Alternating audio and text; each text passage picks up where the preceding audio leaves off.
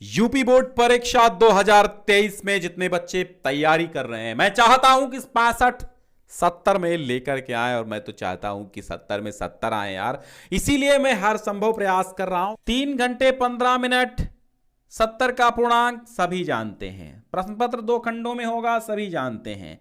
और 20 अंक के बहुविकल्पी ओएमआर शीट पे होंगे, सभी जानते हैं। 50 अंक के कॉपी पे लिखने होंगे, सभी जानते हैं। तो खंड आ में सबसे पहले पहला बहुविकल्पीय प्रश्न देखते हैं। 20 निम्नलिखित में से कोई एक कथन सत्य है, उसे पहचान कर लिखना है। हम कमेंट आपकी नहीं पढ़ पाएंगे, चूंकि अभी केवल आप ध्यान दीजिए। इस प्रैक्टिस मोस्ट इंपॉर्टेंट है, वेरी वेरी वेरी इंपॉर्टेंट ये है, ये ध्यान में रखिएगा। यहीं से सब प्रश्न बनते हैं, जितने भी प्रैक्टिस हम कराएंगे। सिलेबस तो हम पूरा ही कर चुके हैं, आपका प्लेलिस्ट भी बनी हुई है, क्रैश कोर्स में भी पूरा कर सकते हैं।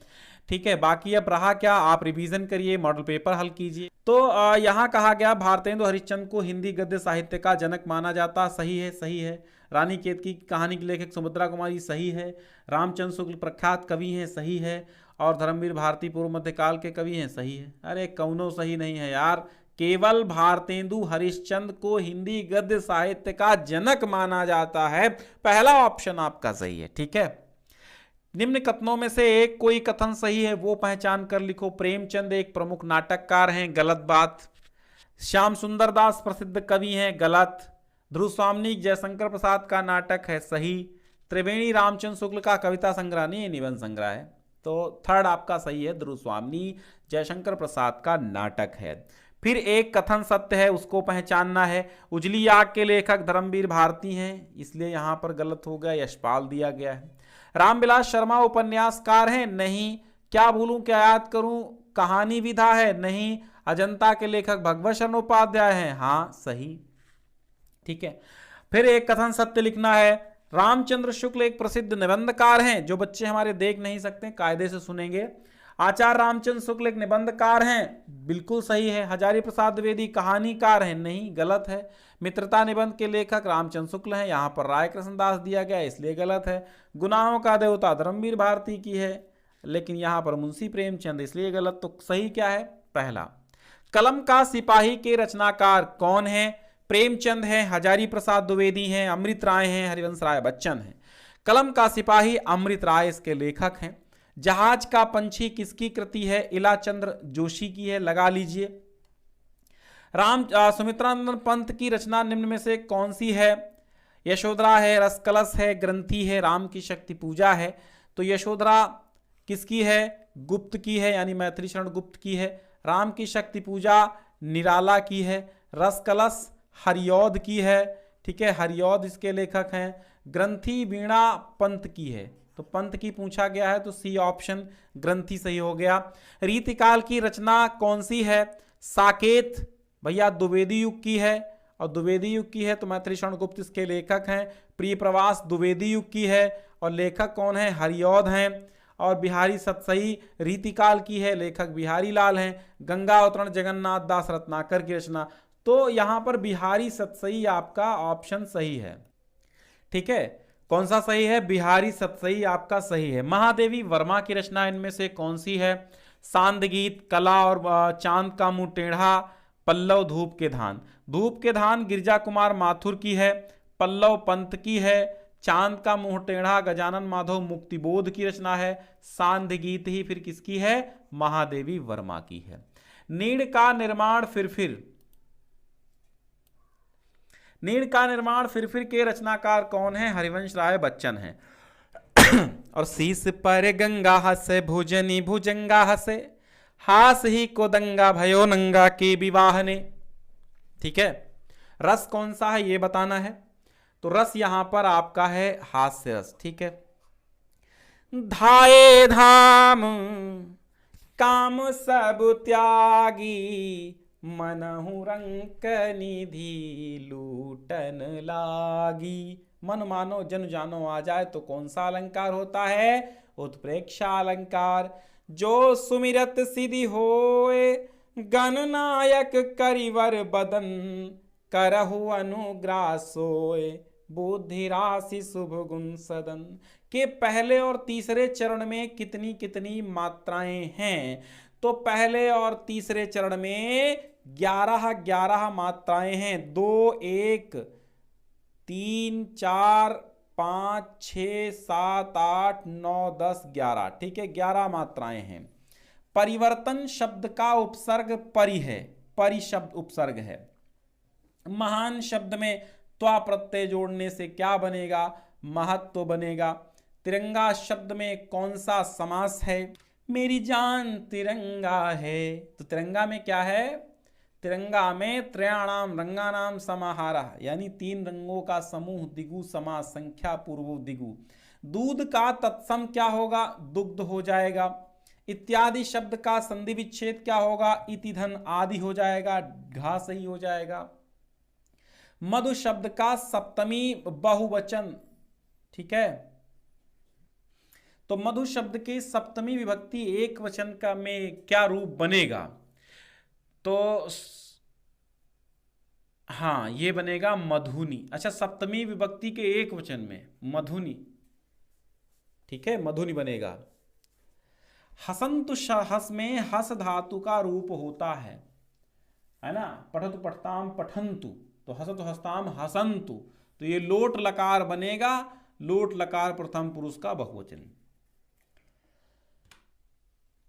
अब आएगा गद्यांश, और गद्यांश आधारित आपके प्रश्नोत्तर। चलिए स्टार्ट करते हैं। हे भगवान, तप के लिए, विपद के लिए इतना आयोजन, परम पिता की इच्छा के विरुद्ध इतना दुस्साहस पिताजी, क्या भीख नहीं मिलेगी? क्या कोई हिंदू भूभ्रष्ट पर बचा नहीं रह जाएगा पिताजी, जो ब्राह्मण को 2 मुट्ठी अन्न दे सके? ये असंभव है। फेर दीजिए पिताजी, मैं कांप रही हूं, इसकी चमक मेरी आंखों को अंधा बना रही है पिताश्री। ऊपर गद्यांश का संदर्भ लिखिए। प्रस्तुत गद्यांश हमारे पाठ्य पुस्तक हिंदी के गद्यखंड में संकलित ममता कहानी से उद्धृत है, और इसके लेखक, युग प्रवर्तक, कवि, युग प्रवर्तक, नाटककार, युग प्रवर्तक, महाकवि, छायावाद के ब्रह्म जयशंकर प्रसाद द्वारा रचित है। रेखांकित अंशों की व्याख्या कीजिए। तो हम सीधी सी बात आपको एक कहानी बता देते हैं, उसी को लिखना है आपको। ममता विधवा है, और ममता के पिता, उन्होंने क्या लिया है? मुगलों का उत्कोच यानी घूस स्वीकार कर ली है, और वह ममता के सामने आते हैं, और उनकी थालें जो होती हैं वो स्वर्ण मुद्राओं से और तमाम हीरे जवाहरात से भरी हुई होती हैं। तो ममता कहती है, हे पिताजी, आप इसको इतना आयोजन क्यों? तो उसके पिता कहते हैं कि इतना आयोजन विपत्ति के लिए है। तो ममता कहती है कि हे भगवान, हे पिताजी, तप के लिए, विपत्ति के लिए इतना आयोजन क्यों आप कर रहे हैं? ये परमपिता परमेश्वर की इच्छा के विरुद्ध है, और ये दुस्साहस ठीक नहीं है पिताजी। अगर हमारे पास कोई धन संपदा नहीं होगी तो क्या दुनिया में हमें भीख मांगे नहीं मिलेगी? क्या कोई ऐसा हिंदू नहीं होगा जो मुझ जैसे ब्राह्मणों को 2 मुट्ठी अनाज दे सके? ये असंभव है पिताजी, इस दौलत को आप लौटा दीजिए, मैं कांप रही हूं, और इस दौलत की चमक हमारी और आप सबकी आंखों को अंधा बना रही है। ठीक है, अपने पिता का कौन सा कुकृत्य ममता को परमपिता की इच्छा के विरुद्ध लगा? मुगलों का उत्कोच लेना। ठीक है, कितना जीवन बरस पड़ा है इन दीवारों पर, जैसे फसाने अजायब का भंडार खुल गया पड़ा हो। कहानी से कहानी टकराती चली गई, बंदरों की कहानी, हाथियों की कहानी, हिरणों की कहानी, क्रूरता और भय की कहानी, दया और त्याग की कहानी, रहमी और बेरहमी की। जहां बेरहमी है वहीं दया का समुद्र भी उमड़ पड़ा है, और जहां पाप है वहीं क्षमा का सोता भी फूट पड़ा है। राजा और कंगले, बिलासी और भिक्षु, नर और नारी, मनुष्य और पशु, सभी कलाकार के हाथों से रस्ते चले गए हैं। हैवान की हैवानियत से लेकर के इंसान की इंसानियत से कैसे जीता जा सकता है, कोई अजंता में जाकर देखे। बुद्ध का जीवन 1000 धाराओं में होकर बहता है। जन्म से लेकर निर्वाण तक उनके जीवन की प्रधान घटनाएं, जीवन की धाराएं, जीवन की एक एक दृश्य, एक एक सीनरी, सब कुछ लिख दी गई है उन दीवारों पर, और आंखें अटक जाती हैं, हटने का नाम नहीं लेती हैं। अजंता भगवत शरण उपाध्याय का लिखा गया लेख बेहतरीन है। तो यहाँ पर गद्यांश का संदर्भ लिखिए, तो लिख देंगे कि प्रस्तुत गद्यांश हमारी पाठ्य पुस्तक के गद्य खंड के अजंता नामक लेख से उद्धृत है और इसके लेखक भगवत शरण उपाध्याय जी हैं। रेखांकित अंश की व्याख्या आप कर लेंगे कि राजा और कंगले, बिलासी और भिक्षु, यानी अजंता की दीवारों पर जो चित्र बनाए गए हैं उनमें राजा और कंगाल भी हैं, बिलासी और भिक्षु भी हैं, नर और नारियां भी हैं, मनुष्य और पशु भी हैं। सभी को कलाकारों ने अपने हाथों से बनाया है। वहां पर ऐसा भी चित्रण है कि हैवान की हैवानियत को इंसान की इंसानियत से कैसे जीता जा सकता है, सब अजंता में भित्ति चित्र में अंकित है। ठीक है, तो कलाकारों ने किसके जीवन का चित्रांकन किया है? कलाकारों ने किसके जीवन का चित्रांकन किया है? बुद्ध के जीवन का चित्रांकन किया है, तमाम ऊपर जो हमने बताया उसका। बाकी निर्गुण कौन देश को बासी सूरदास का है, बहुत बार हमने ये करा दिया है। अभी एक पेपर में हमने ऑलरेडी करा रखा है, अभी कल मुझे लगता है पिछले पेपर में हमने ये कराया था। ठीक है, तो उसको भी आप ध्यान में रखिएगा, हो जाएगा। ठीक है, फिर देखिए चींटी वाला बता देते हैं हम आपको। वो सरल विरल काली रेखा चींटी को देखा, तम के धागे सी जो हिलडुल चलती लघु पद पल पल मिलजुल, वो है पिपीलिका पाती देखो ना किस भांति काम करती वो सतत, कन कन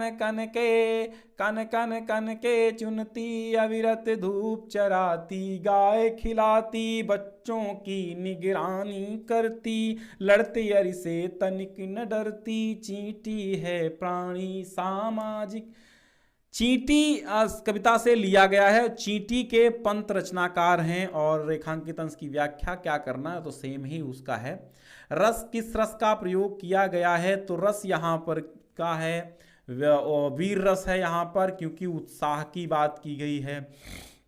ठीक है, उत्साह की बात की गई है क्योंकि वो निरंतर चलती है, तो वीर रस ही लगा दीजिएगा। तो वीर रस हो गया है इसमें। और फिर देखिएगा गद्यांशों का संदर्भ से, भारतीय संस्कृति तो सर्वेशाम मतावलंबिनाम संगम स्थली।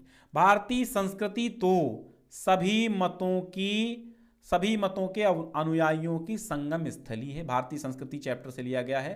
काले काले विविधा विचारा भारतीय संस्कृतौ समाहिता। समय समय पर विविध विचार भारतीय संस्कृति में समाहित होते रहते हैं। ऐसा संस्कृति सामासिकी संस्कृति, यह संस्कृति सामासिक संस्कृति है, संक्षिप्त संस्कृति है। यस्याह विकासे, जिसके विकास में जातीनाम संप्रदायानाम विश्वासानाम च योगदानम दृश्यते, जिसके विकास में जातियों का, संप्रदायों का और विश्वासों का योगदान दिखाई देता है।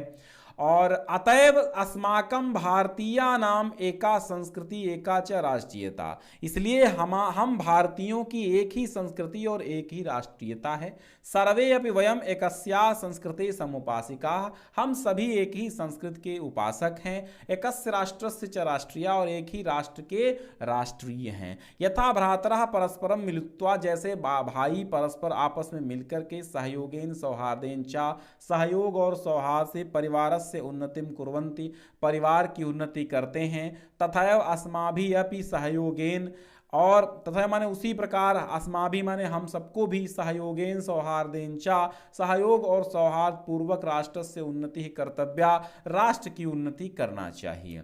ठीक है, फिर आ गया प्रबुद्धो ग्रामीणः से। नागरिका बहुकालम यावत अचिंत्यत, नागरिक बहुत काल तक सोचता रहा, शहरी बहुत काल तक सोचता रहा। परम प्रहेलिकाया उत्तरम दातुम समर्था न भवत, परंतु पहेली का उत्तर देने में समर्थ नहीं हुआ। अतः ग्रामीणम अवदत, इसलिए ग्रामीण से बोला, अहम अस्या प्रहेलिका उत्तरम न जानामि, मैं इस पहेली का उत्तर नहीं जानता हूँ। इदम श्रुत्वा ग्रामीणा अकथयत, ये सुनकर ग्रामीण बोला, यदि भवान उत्तरम न जानाति तरहि ददातु 10 रूप्यकाणि, अगर आप उत्तर नहीं जानते हैं तो हमें 10 रुपये दीजिए। अतः म्लान मुखेन, इसलिए मलिन मुख वाले नागरिक ने समयानुसारम, शर्त के अनुसार 10 रूप्यकाणि दत्तानि, 10 रुपये दिए। ठीक है, फिर आपको संदर्भ सहित हिंदी अनुवाद करना होगा एक श्लोक का, तो वो देखिएगा।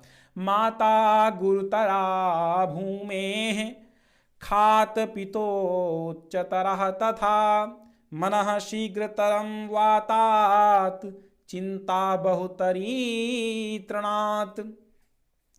जब यक्ष युधिष्ठिर से पूछते हैं कि भूमि से भारी क्या है और आकाश से ऊंचा क्या है, तो युधिष्ठिर उत्तर देते हुए कहते हैं कि माता भूमि से भारी है और पिता आकाश से ऊंचा है। मन वायु से भी शीघ्र चलता है और चिंता तिनकों से भी अधिक तीव्र ज्वलनशील होती है, जलाती है। फिर है, ये कहाँ से लिया गया है? ये जीवन सूत्राणी से लिया गया है। हतो वा प्राप्य स्वर्गम जित्वा भोक्ष से महीम विरह विरण पूजिते से लिया गया है। अगर मार दिए गए तो स्वर्ग को प्राप्त करोगे और भोग, अगर जीत गए, जीत करके पृथ्वी का भोग करोगे। ठीक है। अर्जुन से श्री कृष्ण जी कहते हैं, अर्जुन को समझाते हुए श्री कृष्ण जी कहते हैं गीता में कि यदि हतो मारे गए तो प्राप्त स्वर्गम, स्वर्ग को प्राप्त करोगे, जित्वा वा भोक्ष से महीम, अथवा जीत कर पृथ्वी का भोग करोगे। निराशी निर्ममो भूत्वा युद्धस्व विगत ज्वरः, इसलिए आशा रहित, ममता रहित और ज्वर रहित होकर के, विकार रहित होकर के युद्ध करो। फिर आपका ये खंड काव्य आएगा 3 नंबर में, कर दीजिएगा। ठीक है, तो ये आपका हो गया पूरा का पूरा चैप्टर समाप्त। ऐसे ही आपका आएगा 2023 का पूरा पेपर। ठीक है, बहुत